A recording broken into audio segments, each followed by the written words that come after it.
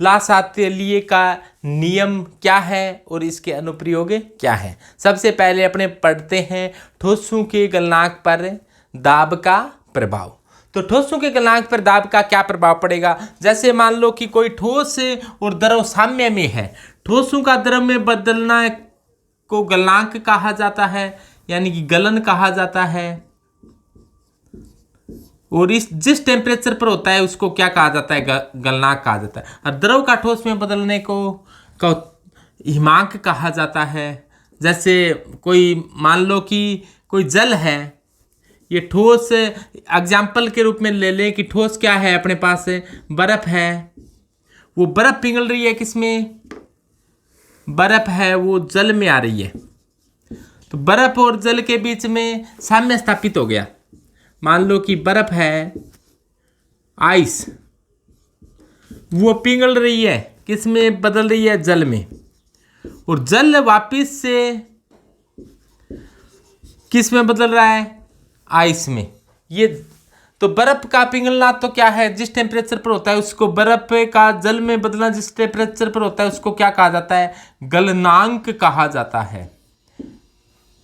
और जल का वाष्पिस बर्फ में बदलना को क्या कहा जाता है, हिमांक कहा जाता है।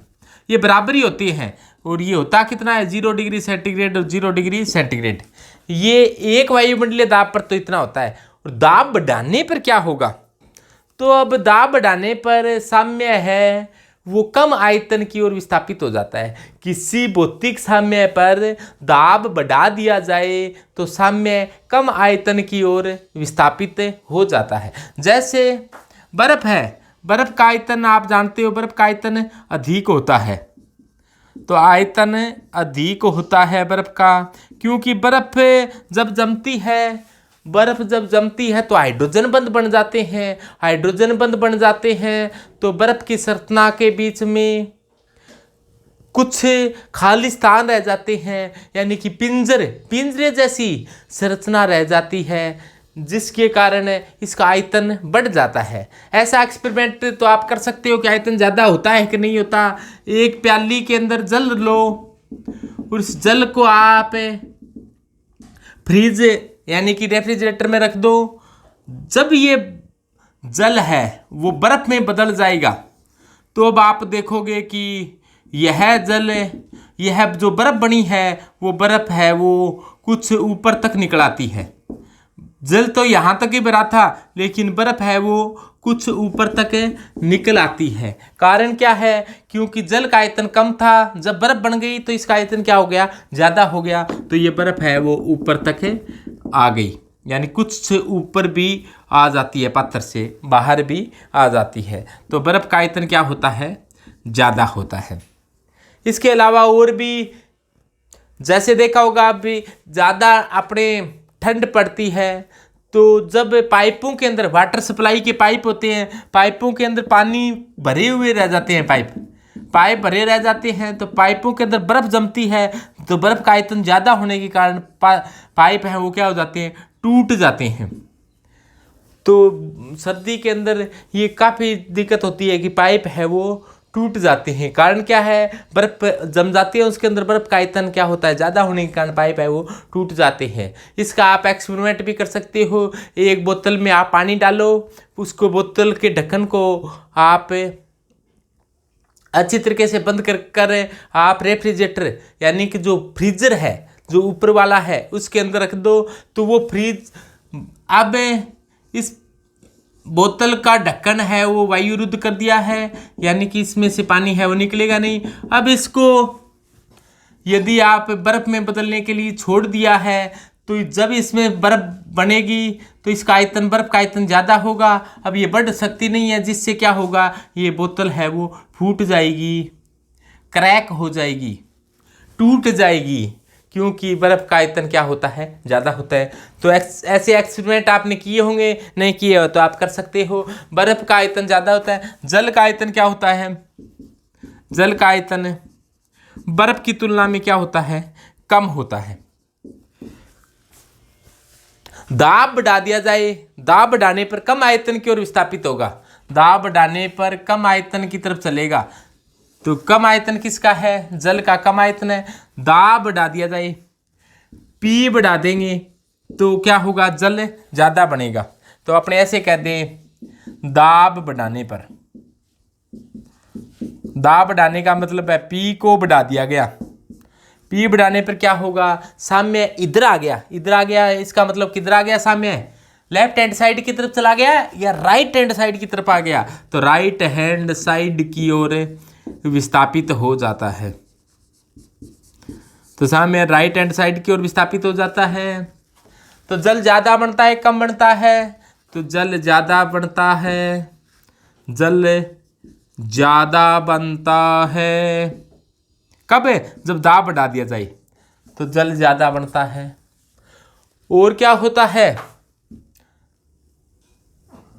दाब बढ़ाने पर राइट हैंड साइड की ओर आ गया, यानी कि जल ज़्यादा बनता है, यानी कि बर्फ अधिक पिघलती है। आइस है ना, बर्फ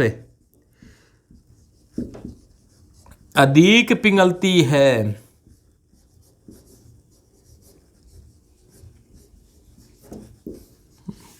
बर्फ अधिक पिघलती है,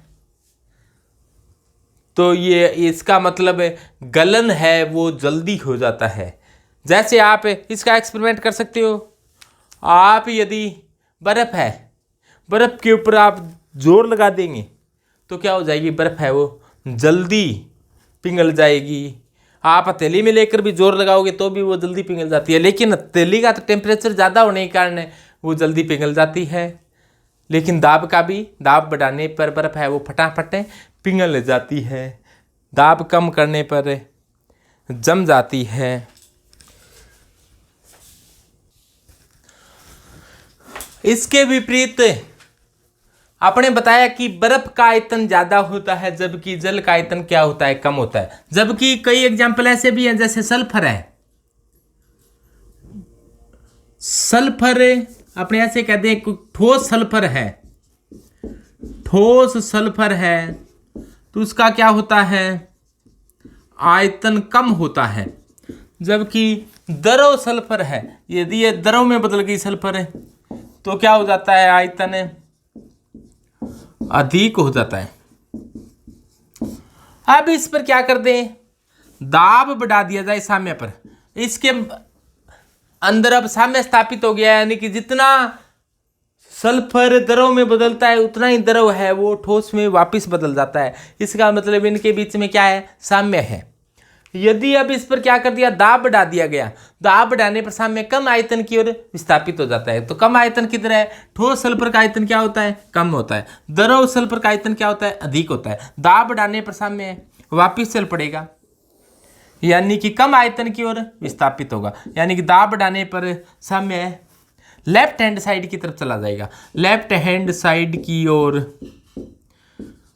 लेफ्ट हैंड साइड की ओर विस्थापित हो जाएगा। लेफ्ट हैंड साइड की ओर विस्थापित हो जाएगा, यानी कि अब क्या हुआ है? यहां पर लेफ्ट हैंड साइड की ओर विस्थापित हो गया है,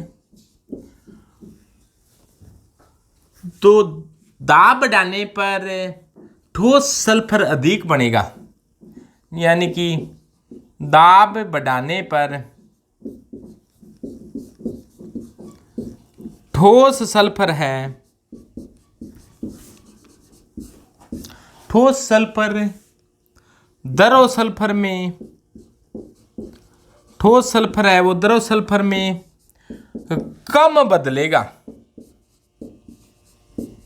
दाब बढ़ाने पर क्या होगा? ठोस सल्फर है वो द्रव सल्फर में कम बदलेगा, और द्रव सल्फर है वो ठोस सल्फर में क्या बदलेगा? ज़्यादा बदलेगा। साम्य वापिस चला गया है। यदि अपने को द्रव सल्फर ज़्यादा चाहिए तो दाब को क्या करना पड़ेगा? कम करना पड़ेगा। तो इसका उल्टा है, बर्फ और जल वाले साम्य से इसका प्रभाव क्या होता है? उल्टा होता है।